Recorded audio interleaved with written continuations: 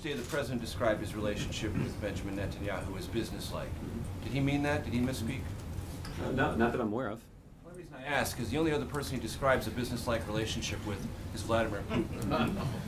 And I'm seriously asking you if the president views Benjamin Netanyahu in the same light that he views Vladimir Putin. Yeah. Well, again, I'm not going to be in a position to try to dissect the relationship between the leaders of the United States and Israel. And I know that there is a lot of interest in this in the media, and you guys are certainly welcome to consider that. I think the president, when he talked about this on Tuesday, was pretty clear that he believed that the relationship between our two countries was even more important.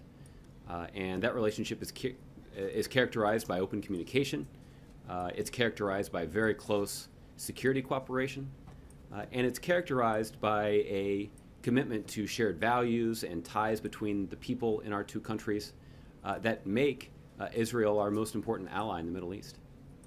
Well, I'm just using the president's own words, and you often admonish us to take the president's words seriously and pay careful attention to them. And that's why I asked you the question, because his relationship with Putin has been strained, is strained, and is colored by an assessment of what Russia has done on the world stage. And for the first time on Tuesday, he used that exact same phraseology to describe the re-elected Prime Minister of Israel. So I'm just asking you if he equates the two, views them the same, views the relationship the same, because those are his words, not mine. Right. I understand, and the point that I'm making is all you have to do is examine the relationship between our two countries. The United States, as I just went through, has a very strong relationship with Israel because they are our closest ally in the Middle East, because we are committed to the kind of security cooperation that's essential to the security of the Israeli people. Our relationship with Russia is much different and in many ways much more complicated.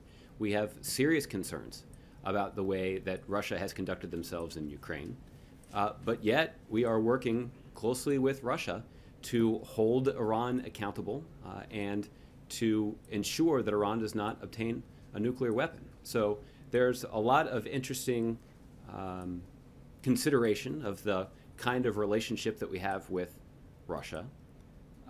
But I guess I would make the case to you that that's much more important than or even more important at least, than the relationship between President Obama and President Putin.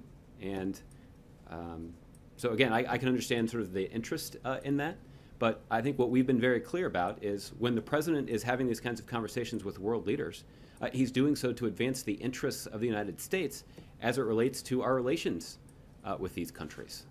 And that's what our primary focus is on.